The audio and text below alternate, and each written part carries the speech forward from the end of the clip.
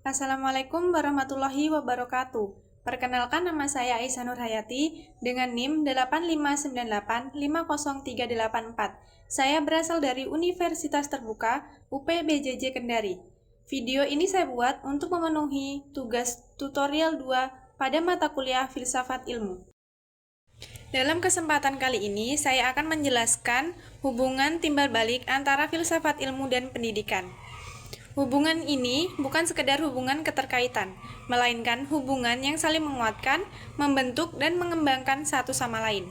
Penjelasan ini saya uraikan dalam 4 poin sesuai materi yang telah dipelajari.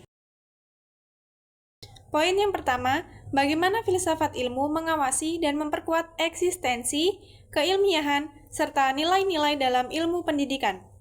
Filsafat ilmu mengawasi dan memperkuat ilmu pendidikan melalui 3 aspek utama. Pertama, dari sisi eksistensi, filsafat ilmu menelaah hakikat dasar pendidikan, merumuskan apa itu pendidikan, apa objek kajiannya, dan batasan ruang lingkupnya. Hal ini memastikan bahwa pendidikan memiliki kedudukan yang jelas dan sah sebagai sebuah disiplin ilmu yang berdiri sendiri, bukan sekedar kebiasaan semata. Yang kedua, dari sisi keilmiahan. Filsafat ilmu menjamin bahwa pengetahuan dalam pendidikan diperoleh dengan cara yang benar, logis, sistematis, dan dapat diuji kebenarannya. Ia memastikan setiap teori dan metode yang digunakan dapat dipertanggungjawabkan secara rasional, sehingga terhindar dari pandangan yang keliru atau tidak berdasar. Dan yang ketiga yaitu dari sisi nilai-nilai dalam ilmu pendidikan. Filsafat ilmu mengarahkan pendidikan agar selalu berlandaskan pada kebaikan, etika, dan manfaat bagi manusia. Ia memastikan ilmu pendidikan tidak hanya sekedar mentransfer pengetahuan, tetapi juga mengandung nilai luhur yang berguna untuk membentuk manusia yang berkarakter dan bermoral. Poin yang kedua yaitu bagaimana pendidikan yang bermakna dan bernilai turut memperkuat perkembangan filsafat ilmu. Hubungan ini bersifat timbal balik. Pendidikan yang bermakna dan bernilai juga turut memperkuat perkembangan filsafat ilmu. Pendidikan adalah wadah nyata tempat gagasan pemikiran dan pengetahuan dikembangkan, diuji, dan diwariskan. Ketika pendidikan dilaksanakan dengan baik, ia akan melahirkan manusia-manusia yang berpikir kritis, logis, dan rasional. Sifat-sifat yang menjadi inti dari filsafat ilmu. Melalui praktik pendidikan, gagasan-gagasan filsafat diuji kebenarannya dan diterapkan dalam kehidupan nyata. Tantangan-tantangan baru dalam dunia pendidikan pun menjadi bahan refleksasi dan kajian baru bagi filsafat ilmu, agar terus berkembang dan relevan dengan zaman. Jadi, pendidikan adalah lahan subur bagi pertumbuhan pemikiran filsafat. Poin yang ketiga yaitu, mengapa filsafat ilmu dapat disebut sebagai pisau analisis, ontologi, epistemologi, aksiologi, dalam membedah persoalan-persoalan pendidikan.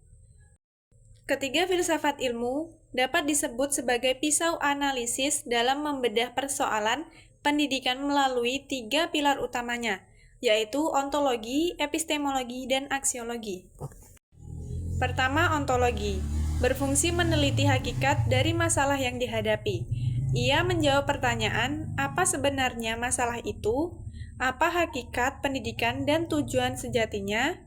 Ini membantu kita memahami inti persoalan yang sedang terjadi. Yang kedua yaitu epistemologi. Berfungsi menelaah cara atau metode penyelesaiannya yang tepat.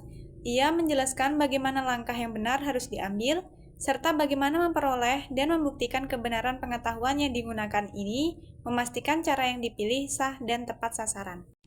Ketiga yaitu aksiologi. Berfungsi menilai nilai dan manfaat dari setiap tindakan. Ia menjelaskan untuk apa solusi itu diterapkan, serta memastikan segala kebijakan atau tindakan itu baik, bermoral, dan membawa manfaat bagi peserta didik. Dengan ketiga pilar ini, persoalan pendidikan dapat dibedah secara mendalam, menyeluruh, dan solusi yang dihasilkan menjadi tepat, benar, serta bernilai. Poin keempat yaitu contoh konkret penerapan filsafat ilmu dalam praktik pendidikan, misalnya dalam kebijakan, kurikulum atau proses pembelajaran. Berikut adalah contoh konkret penerapannya dalam praktik pendidikan. Pertama, dalam penyusunan kurikulum.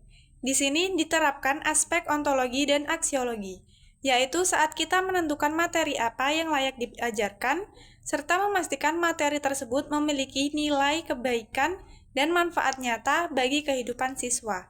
Kurikulum tidak disusun sembarangan, melainkan berdasarkan pertimbangan mendalam tentang hakikat ilmu dan tujuannya. Yang kedua yaitu dalam proses pembelajaran. Hal ini berkaitan dengan aspek epistemologi, yaitu pemilihan metode mengajar yang tepat, logis, dan sistematis agar ilmu dapat diterima dengan benar. Misalnya, guru menggunakan cara diskusi atau penemuan mandiri, bukan sekadar menyuruh siswa menghafal, sehingga kebenaran ilmu itu dapat dipahami dan dibuktikan. Dan yang ketiga yaitu dalam kebijakan pendidikan. Pemerintah merumuskan aturan seperti pendidikan inklusif atau wajib belajar, dengan dasar pertimbangan nilai keadilan, kesetaraan, dan hakikat manusia yang berhak mendapatkan ilmu. Semua kebijakan itu disusun agar pendidikan benar-benar membawa kebaikan bagi seluruh masyarakat. Jadi kesimpulannya adalah, filsafat ilmu dan pendidikan ibarat akar dan pohon. Filsafat ilmu adalah akar yang menguatkan, sedangkan pendidikan adalah pohon yang tumbuh dan berbuah manis bagi kehidupan. Keduanya saling membutuhkan agar pendidikan tetap menjadi ilmu yang kokoh, bernilai, dan bermanfaat bagi peradaban manusia.